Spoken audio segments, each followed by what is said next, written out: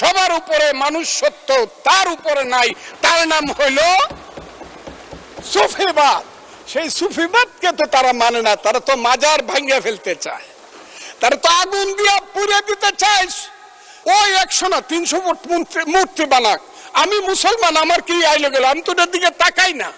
আমি প্রয়োজনে 25 তলা মসজিদ করব। সেই পোশাকি লোকজনের সংখ্যা এখন বেড়ে গেছে, যে তারা পৃথিবীর কোন সভ্যতা সংস্কৃতি কোনো কিছু শুনতে চায় না, কোনো কথা শুনতে চায় না, ধর্মকে নিয়ে শুধু ব্যবসা করতে চায়, তারা হলো ধর্ম ব্যবসায়ী। এখন আসি বাংলাদেশের কথায়, বর্তমান কথায়। প্রত্যেকদিন স্লোগান হচ্ছে এইটা চাই না, ওইটা চাই না, মারামারি, শাহবাগ, পলাশবাড়ি। সেই পলাশবাড়িতে দেখা যাচ্ছে 81 ফুট রাম মন্দির হচ্ছে, আর প্রত্যেক দিন মিছিল হচ্ছে। রাম মন্দির চাই না, মালাউন্ডা দেশ ছেড়ে চলে যাও, হিন্দুরা চলে যাও, মিছিল করতেছে। তাদের পোশাকটা দেখলেই বুঝি আমি তারা কারা। সঠিক প্যাড আর সঠিক তথ্য দিয়ে এসো সামলে নিব এক হয়ে মোনালিসা স্যানিটারি ন্যাপকিন। সেই পোশাকি লোকজনের সংখ্যা এখন বেড়ে গেছে, এমন বাড়ছে যে তারা পৃথিবীর কোন সভ্যতা সংস্কৃতি কোনো কিছু শুনতে চায় না, কোনো কথা শুনতে চায় না, ধর্মকে নিয়ে শুধু ব্যবসা করতে চায়, তারা হলো ধর্ম ব্যবসায়ী। সেই সব লোকজন আজকে ওখানে যাচ্ছে, মারামারি করছে। আমি সরকারকে বলবো, স্বরাষ্ট্রমন্ত্রী আছেন, যদি মনে করেন মন্দির ওখানে করা ঠিক না বা রাম মূর্তি করা ঠিক না, বন্ধ করে দেন একদম কঠিন ভাবে, যে না এই দেশে কোনো মন্দির টন্দির বা মূর্তি করা যাবে না।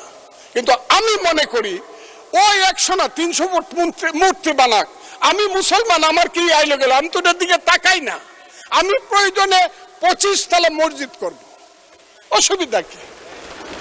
ওর মন্দিরে নামাজ করবে, পূজা করবে, আমি আমার মসজিদে নামাজ পড়বো, অসুবিধা কি? একসাথে কি আমরা থাকবো না? ওরা কি 9% মানুষ, 1.5 কোটি মানুষ, ওরা কি থাকবে না? এই দেশের এদের দেশ, 14 পুরুষ আগে তো এদেরই দেশ ছিল। এটা 1204 খ্রিস্টাব্দের আগে এইখানে হিন্দু এবং বৌদ্ধদের দেশ ছিল। আমরা তো এইখানে কিভাবে আসছি? আমরা আসছি হযরত খাজা মাইনুদ্দিন চিশতি রহমাতুল্লাহ আলাইহি, খাজা নিজামুদ্দিন বখতিয়ার খাকি, হযরত শাহজালাল, শাহপরান, গেসুদারাজ, ওই চট্টগ্রামের বাইজিদ বুস্তামি, ওই বাগেরহাটের খান জাহান আলী থেকে ধরে ওলিয়া উলিয়া গাউস কুতুব দরবেশেরাই তো এই দেশে বলছে আইছে, শোনো হে মানুষ ভাই, সবার উপরে মানুষ সত্য, তার উপরে নাই, তার নাম হইল সুফিবাদ। সেই সুফিবাদকে তো তারা মানে না, তারা তো মাজার ভাঙিয়ে ফেলতে চায়, তারা তো আগুন দিয়ে পুড়ে দিতে চায়। মৌলানা মৌলভী সাহেবদেরকে আমি শ্রদ্ধা করি, কিন্তু পীর সাহেবদের দোষটা কি? যে কুষ্টিয়াতে কুপায় মারলেন কেন? ফরিদপুরে আগুন জ্বালায় মারলেন কেন? শাহজালালের মাজার ভাঙ্গার জন্য আমার এক ভাই 4 কোটি টাকা ঘোষণা করে কেন? এখানে মাজার থাকবে, আপনি যদি মাজারে ইচ্ছা হয় যাবেন, যাবেন না। আপনি আহলে হাদিস করবেন, করেন। আরেকজন